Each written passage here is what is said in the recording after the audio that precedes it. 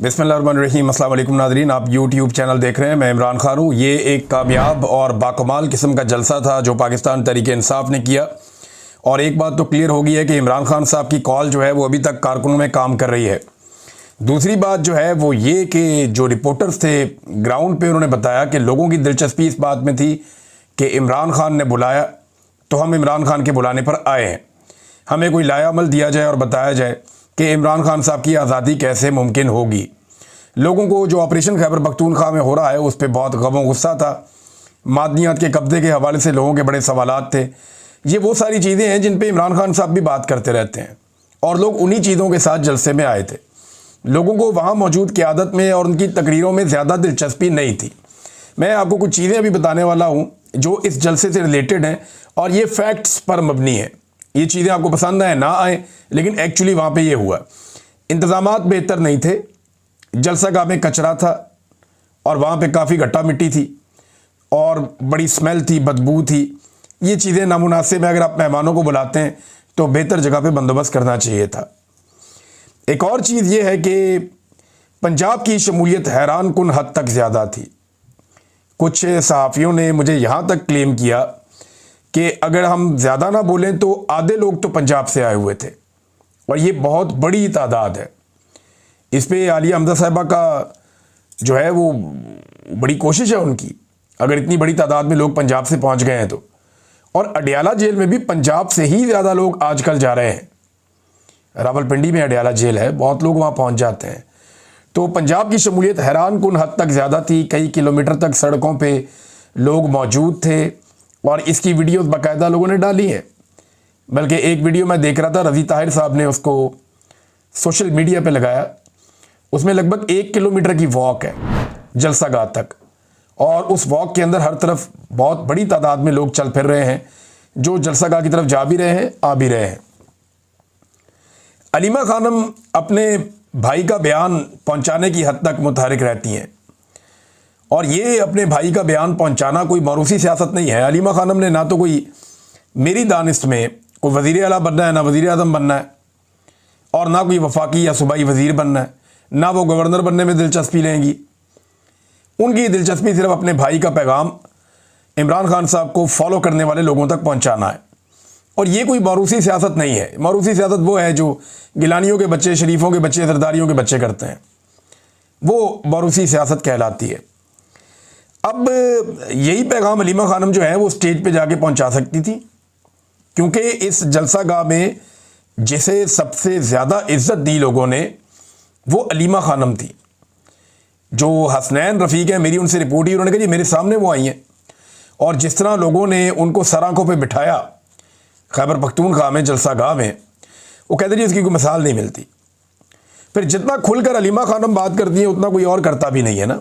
वो बहुत खुल के साफ बात करती हैं कि मेरे भाई ने ये कहा, ये मैंने आवाम तक पहुंचा दिया। तो उन्हें मौका मिलना चाहिए था या उन्हें खुद चाहिए था। अब यानी वो तो यही कह रही हैं कि जी मैं स्टेज पे नहीं जाना चाहती, मेरा सियासत में ताल्लुक़ नहीं है, मेरी ड्यूटी अपने भाई के लिए है। तो सियासत के ऊपर पाबंदी भी नहीं हो सकती। हर शहरी को ये हक़ हासिल है कि वो सियासत करे। हाँ, जिन्होंने हलफ लिया हुआ है कि वो सियासत में हिस्सा नहीं लेंगे उनको नहीं लेना चाहिए, लेकिन हर शहरी को सियासत में हिस्सा लेना भी चाहिए और उसका ये हक़ भी है। और अगर अलीमा खानम अपने भाई का पैगाम पहुंचाती तो कुछ गलत नहीं था, लोगों के लिए वो बड़ा पॉजिटिव होता। बहरहाल ये उनकी पार्टी का अपना फैसला है।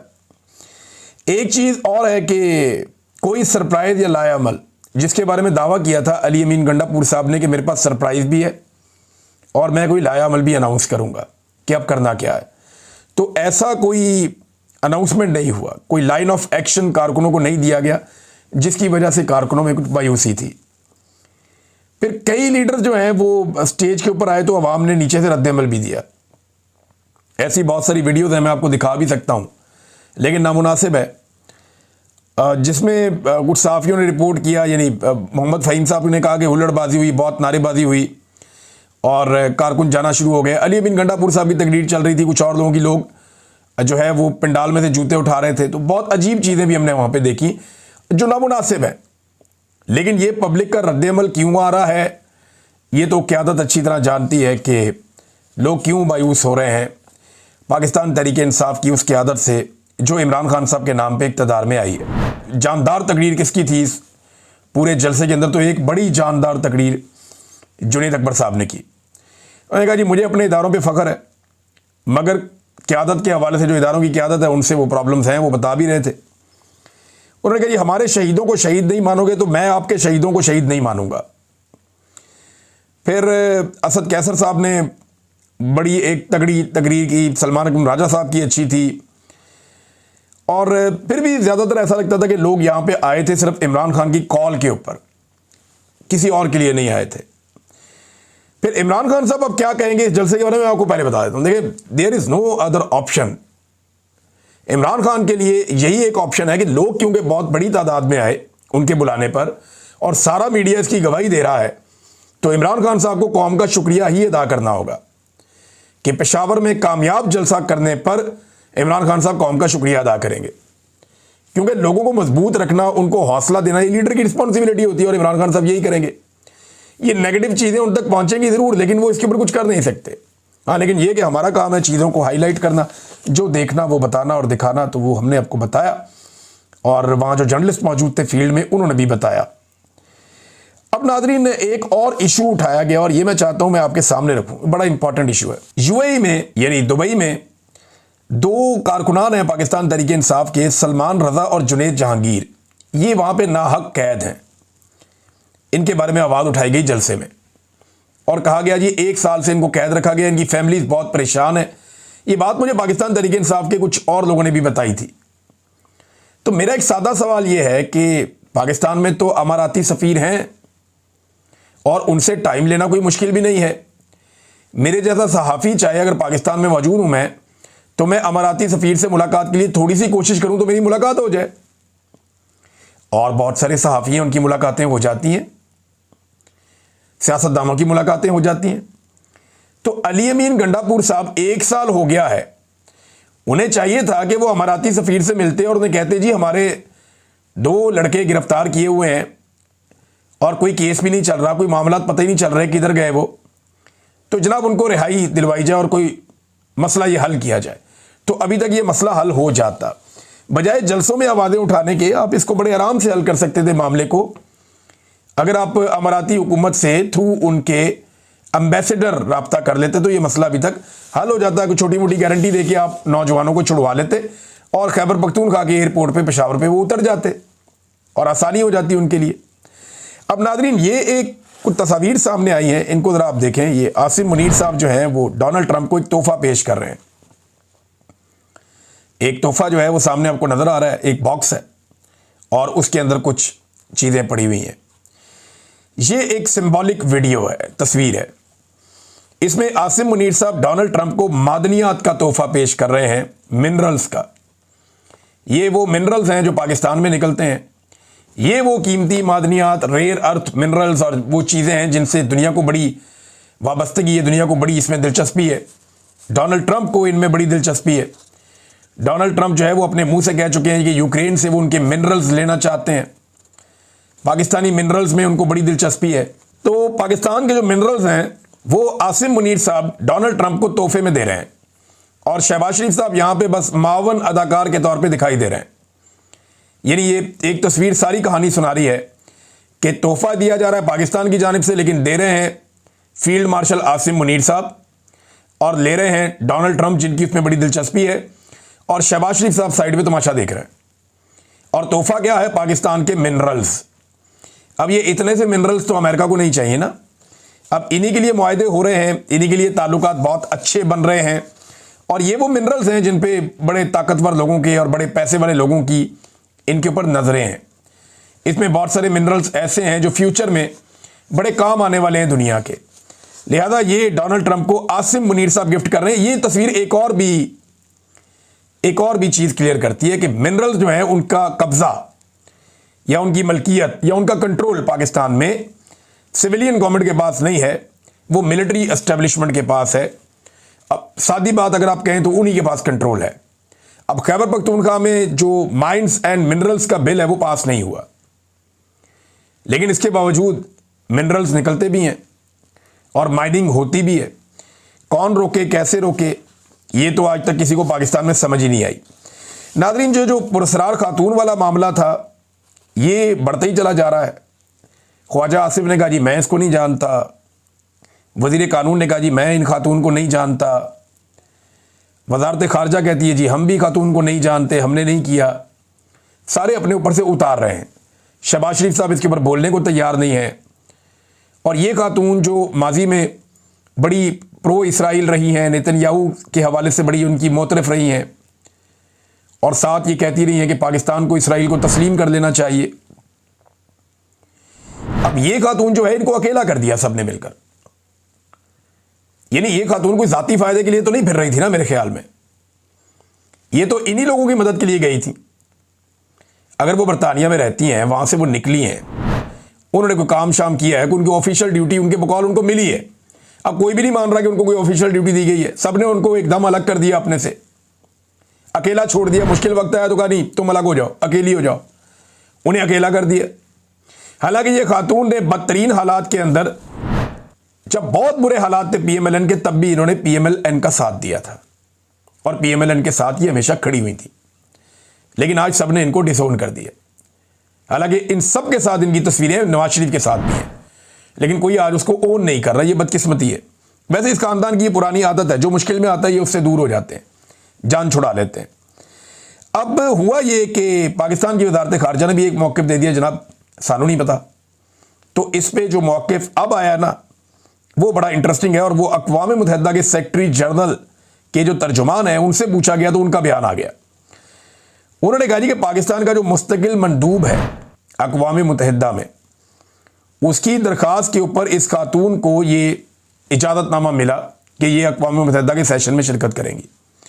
फिर उन्होंने कहा कि ये कहाँ बैठेगी खातून, कि ख्वाजा आसिफ के बिल्कुल अक़ब में इनके बैठने का फ़ैसला भी अक़वाम मुत्तहिदा ने नहीं किया, ये पाकिस्तान की हुकूमत का और पाकिस्तान के जो लोग वहाँ मौजूद हैं उनका फ़ैसला था। अब ये वहाँ बैठी कैसे, ये फटा पड़ गया है, सारे सफाइयाँ देते फिर रहे हैं। मामला ये है कि ये इन्होंने इमरान खान साहब पे हमेशा इल्ज़ाम लगाया, यहूदी लॉबी कहते रहे, उनको प्रोपेगेंडा करते रहे, ये इसराइल का एजेंट है, ये भी कहते रहे। वो ये भी कहते रहे कि जनाब ये फ़लानी कंपनी तो फ़लाना, ये तो बहुत सारे इमरान खान साहब पे मज़हब कार्ड इन्होंने इस्तेमाल किए। आज इमरान खान ने एक लफ्ज़ भी नहीं बोला और ये सारे सफाइयाँ देते फिरते हैं। कोई गले में इसराइली रुमाल डाल के फिर रहा है, कोई जो है कोई स्टेटमेंट दे रहा है, कोई कहीं पे सफाई दे रहा है, कोई किस तरह की बात कर रहा है। सारे अपनी सफाइयाँ दे रहे हैं। हालांकि इमरान खान ने एक लफ्ज़ भी नहीं बोला। जिस इमरान खान के ऊपर ये अटैक करते थे ना कि उसको खातमुन नबीयीन नहीं कहना आता, वो इसीलिए करते थे ना, उसको कहीं और जोड़ते थे जाके। ये बड़ी बारीक वारदात डालते हैं कि इमरान खान साहब का तलफ़ुज़ ठीक नहीं है। आज ज़रा शहबाज शरीफ साहब को सुने ना, उन्होंने कुरान पाक की आयत पढ़ी है, और जिस तरह शहबाज शरीफ साहब ने कुरान पाक की आयत पढ़ी है उसमें सिर्फ एक आयत के हिस्से में 2 गलतियाँ हैं, और वो छोटी मोटी नहीं है, वो लफ्ज़ ही बदल दिया उन्होंने। लफ्ज़ कोई और था, उसको मुकम्मल तौर पे बदल दिया उन्होंने। अब वो इन्होंने इतना गलत पढ़ा है, मैं वो आपको पढ़ के भी नहीं सुनाना चाहता। लेकिन ये शहबाज शरीफ साहब ने काम किया, इसके ऊपर मौलवी भी नहीं बोलेंगे, वो दानिशवर भी नहीं बोलेंगे, और बाकी लोग भी इसके ऊपर बात नहीं करेंगे। दानिशवर नहीं, दानिशवाड़, वो भी नहीं बोलेंगे इसके ऊपर, और इसके ऊपर बिल्कुल बात नहीं करेंगे। बहरहाल ये जो खातून वाला मामला है ये काफ़ी तूल पकड़ गया, और ख्वाजा आसिफ का जो इंटरव्यू है वो उससे भी ज़्यादा तूल पकड़ गया, उससे भी ज़्यादा।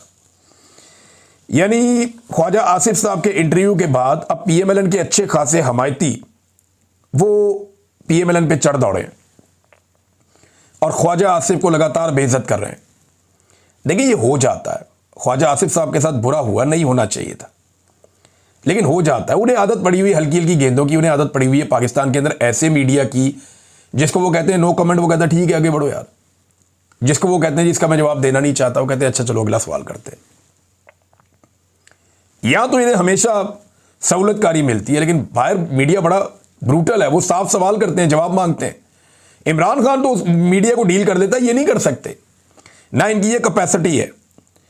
तो अब अगर बदला लेना है ना, तो एक ही तरीका बाकी रह गया, और वो तरीका ये है कि हाफिज आसिम मुनीर साहब, क्योंकि वो बहुत काबिल हैं, या फिर शहबाज शरीफ जिनको काबिलियत की बुनियाद पे जाली वज़ीर आज़म बनाया गया है, इन दोनों में से कोई एक मेहदी हसन को जाके इंटरव्यू दे और बदला ले ले। ख्वाजा आसिफ की बेइज्जती का अगर बदला लेना है तो ख्वाजा आसिफ को अपने महकमे में से, यानी वज़ीर दिफा हैं वो, तो उनके सबॉर्डिनेट हैं, उनके नीचे काम करते हैं आर्मी चीफ, उनको भेजना चाहिए या तो इंटरव्यू के लिए, या फिर शहबाज शरीफ को अपने वज़ीर की बेइज्जती का बदला लेने के लिए मैदान में आना चाहिए। और मेहदी हसन को इंटरव्यू देके हिसाब बराबर कर देना चाहिए। क्या वो लोग ये करेंगे? कर लेंगे तो बहुत बड़ी बात है। लेकिन एक चीज़ और रिपोर्ट हो रही है, पहले शहजाद अकबर साहब ने रिपोर्ट की, फिर जुनैद सलीम साहब ने रिपोर्ट की। तो शहजाद अकबर साहब ने कहा कि 2 वजीर आपस में लड़ पड़े अमेरिका में और पंजाबी में गालम गलोच हो गए। फिर जुनैद सलीम साहब ने बताया कि ये 2 लोग जो आपस में लड़े हैं ये ख्वाजा आसिफ और इसहाक डार हैं, और लड़ाई इनकी ये औरत वाले मामले को लेकर ही हुई है, खातून वाले मामले को लेकर। मेरे लिए बड़ी काबिल एहतराम है, उनके मामले को लेकर ये लड़ाई हुई है। तो जुनैद सलीम साहब ने कहा कि ख्वाजा आसिफ ने यहां तक कह दिया कि एदे को लो बच्चो, मियाँ साहब को कह दिया, ए पहले ताड़े कामे दे के इन्हें ताड़ी पीठ छुड़ा घूमपिया, ये अब ताड़े पजामे दे के ताड़ी छुड़ा मारेगा, ये ख्वाजा आसिफ ने कहा। बहरहाल इस किस्म की नादरीन सूरत हाल है, वो बेचारे आपस में लड़ते फिर रहे हैं। बुरा वक्त आए ना तो फिर एक दूसरे को बुरा भला कहते हैं सब। फिर अक़वाम मुत्तहिदा के अंदर जो पाकिस्तान की जानिब से जो टीम थी, जब ये बातचीत हो रही थी फाइनली शहबाज शरीफ साहब की तकरीर वाली, तो मियाँ साहब को ये बताया गया था और बड़े सीनियर लोगों ने बताया कि मियाँ साहब आपने कश्मीर का नाम सिर्फ 2 मरतबा लिया और बड़ा दबा के लिया है। कश्मीर का मामला ज़रा उठाएं, ये पाकिस्तानियों का बड़ा इंपॉर्टेंट इशू है, वहीं से पाकिस्तानियों के सारे पानी रुक रहे हैं। इस मामले को ज़रा ज़ोरदार तरीके से उठाएं, कश्मीर के मामले को, पानी के मामले को। लेकिन शहबाज शरीफ साहब ने तवज्जो नहीं दी और डोनाल्ड ट्रंप का मामला 7 मरतबा उठाया, कश्मीर का 2 मरतबा, और वो भी थोड़ा सा कमज़ोर अंदाज में।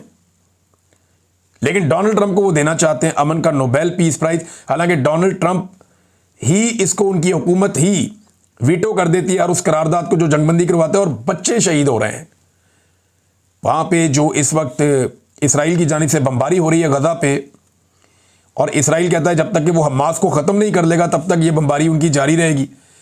तो इस बमबारी के नतीजे में जो लोग मारे जा रहे हैं उनमें बच्चे बहुत बड़ी तादाद में, पूरी दुनिया इसके ऊपर आवाज़ उठा रही है। लेकिन पाकिस्तानी गवर्नमेंट जो है उसको तो फौरी तौर पे डोनाल्ड ट्रंप को अमन का नोबेल पीस प्राइज़ दिलवाना है और कसीदे पढ़ने। ज़रा वो ये विजुअल्स देखें जिन्होंने पूरी दुनिया को हिलाकर रख दिया है। नादरीन, आज़ाद कश्मीर वाला मामला जो है ना वो काफ़ी मुश्किल पैदा करता चला जा रहा है एस्टेब्लिशमेंट के लिए और वहाँ की हुकूमत के लिए। वहाँ एक नारा लगाते हैं कश्मीरी, और उस नारे का इम्पैक्ट इतना ज़्यादा है कि ये नारा इनकी नींदें हराम कर गया और इनके लिए दर्द सर बन गया है। एक नारा कश्मीरी कहते हैं, आवाज़ दो हम एक हैं। ये ऐसा खौफनाक नारा है, वो लगाते हैं आवाज़ दो हम एक हैं, वो सारे इकट्ठे होना शुरू हो जाते हैं। ये अहमद फरहाद साहब ने बताया कि जनाब उधर नारा लगता है आवाज़ दो हम एक हैं, और वो सारे इकट्ठे होना शुरू हो जाते हैं कश्मीरी। फिर वो किसी ताकत से डरते भी नहीं है, वो कुर्बानी देने से भी नहीं डरते। अब पीर वाले दिन जो है हुकूमत एक ऑपरेशन के मोड में है, और दूसरी जानिब जो कश्मीरी हैं वो अपना हक लेने के मोड में। लेट्स सी वहां पे हुकूमत क्या तजुर्बा करती है। एक चीज़ और आज इंपॉर्टेंट, और वो आज इंडिया और पाकिस्तान का मैच फाइनल। देखें, मेरी तो दिलचस्पी खत्म हो गई जब से मोहसिन नकवी ने टीम को और क्रिकेट को बर्बाद किया है। लेकिन इंडिया पाकिस्तान का मैच, पाकिस्तान को ये मैच हर हाल में जीतना है। ज़रूरी नहीं है कि आपने इंडिया के तैयारी गिरा दिए तो अब हर मैदान में आपने उसी पे बगड़े डालने हैं।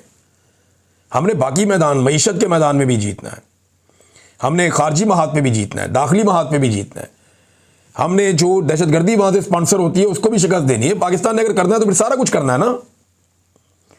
पाकिस्तान ने क्रिकेट के मैदान में भी जीतना है, हॉकी के मैदान में भी जीतना है, खेलों के मैदान में, तालीम के मैदान में, साइंस के मैदान में, टेक्नोलॉजी के मैदान में, मईशत के मैदान में, आपने हर जगह मुकाबला करना है। खाली फौज नहीं है पाकिस्तान के पास, 25 करोड़ का मुल्क है, बड़े टैलेंटेड लोग हैं। ये मैच पाकिस्तान को जीतना होगा और जीतना चाहिए। स्टैट्स इंडिया के बहुत अच्छे हैं, प्लेयर्स उनके बहुत अच्छे हैं, लेकिन अगर आप इस क्रिकेट को एक अलग लेवल पे ले जाएं, इस मैच को, तो आप जीत भी सकते हैं। अगर पाकिस्तान पे प्रेशर है तो इंडिया पे भी प्रेशर होगा। देखना यह है कि प्रेशर को हैंडल कौन ज़्यादा बेहतर करता है, ज़्यादा प्रोफेशनली कौन ग्राउंड में उतरता है और बड़े दिल के साथ कौन खेलता है। जो लोग ज़्यादा फर्क डाल रहे हैं इस मैच में, वो अभिषेक शर्मा उनमें से एक है।